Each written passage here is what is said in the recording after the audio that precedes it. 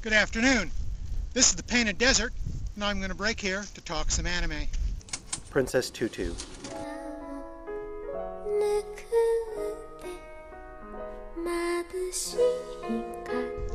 Princess Tutu is a fantasy anime released in North America by ADV Films. Princess Tutu combines a shoujo magical girl format with European fairy tales and classical music to create an anime series that's unique. It's both silly and dark. It's cartoonishly illustrated but layered with unexpected sophistication. It positively drips cute, so if you're allergic to cute, grab your antihistamines. The story seems set in a vaguely German town in the late 19th century. A fairy tale, The Prince and the Raven, provides our starting point.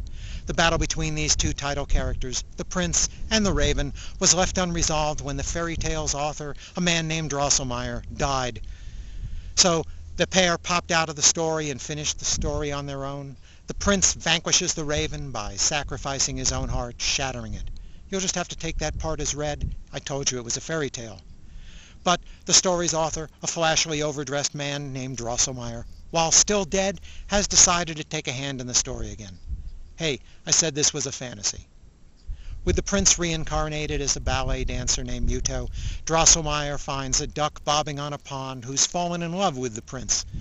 And he gives her a magical pendant that turns the duck into a girl, named Duck, or Aharu, which is Japanese for duck. The girl Duck becomes a ballet student at the same academy as Muto, though she's not a terribly good dancer. The girl Duck soon finds she can also transform into the magical girl, Princess Tutu, a prima ballerina. Now that girl can dance. Muto is in the advanced cast of the school, as is the lovely ballerina Rue, who's also Muto's dance partner and apparently his romantic partner as well. PK and Lilie are Duck's friends, fellow students, and dorm mates. They provide comic relief within the story. They aren't exactly entirely supportive of the underperforming girlfriend Duck, as she, for example, watches as Rue practice in this scene.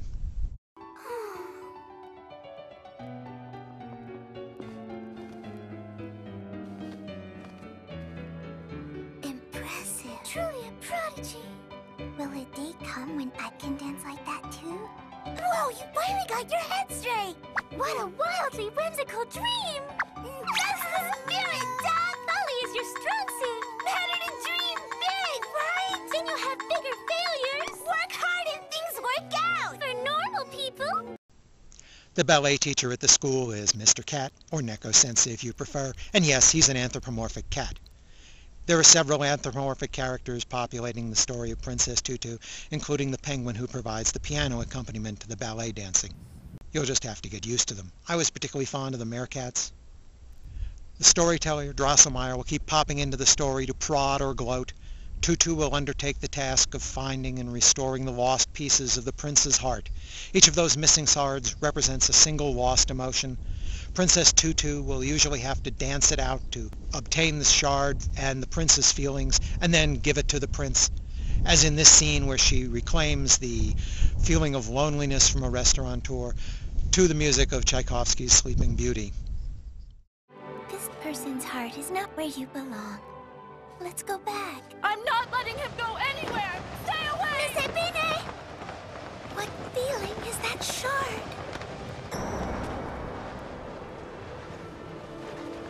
I just want him to enjoy my cooking! That's what a restaurant is for! Then, why has your cooking become so bland and cold? The first half of the 26-episode series is titled Chapter of the Egg. After laying out these odd characters, we have a few episodes of finding and restoring some of Prince Muto's lost heart shards, each of which represents one of his emotion. Princess Tutu will do this by dancing. But then things will get ugly for Duck as she realizes that not all these emotions are pleasant ones.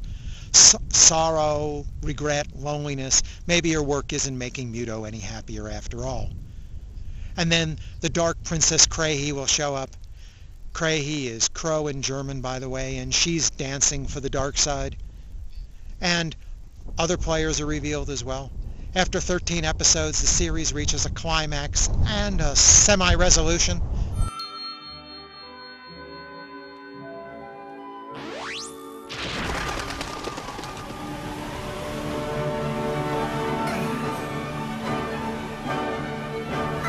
Princess Tutu has two things going for it. The first is Duck.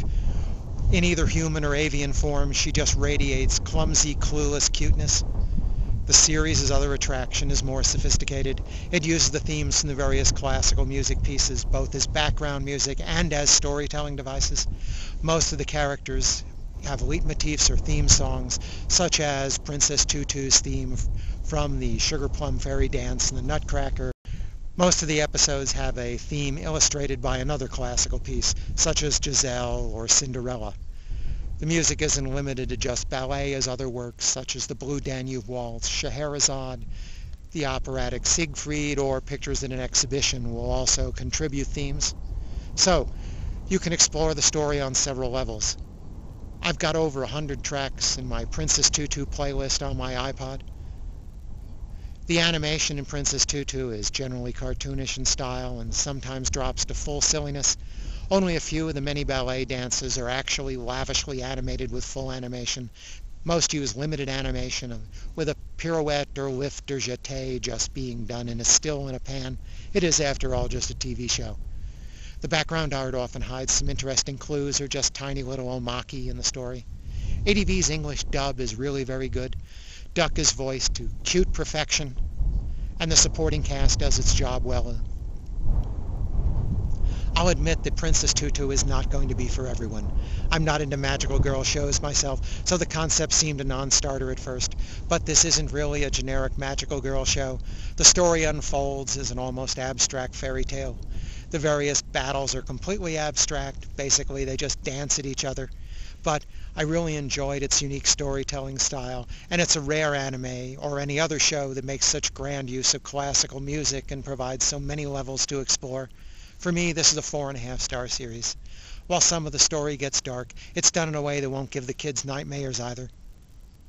I have to compliment ADV Films on their release. They've really loaded their 6 North American DVDs with extras. In addition to the usual clean opening and ending animation, there are commentary tracks on at least every DVD, one episode or more. Either a translator, director, or voice actor. I found the commentary of Season 1 translator Ono to be especially edifying, as was the one with the director. Plus, there are videos of the recording sessions, dubbing outtakes, the two Tutu New Year's specials, and a history of Princess Tutu developed through the 90s. Plus, ADV has also created 2 all-new pieces for their DVDs based on the original Japanese liner notes. These are guides to the music and the ballets. They've reused some of the animation from the series and have voiced in-character monologues by the English actors. It's a really deluxe packaging job they've done. Thanks for listening.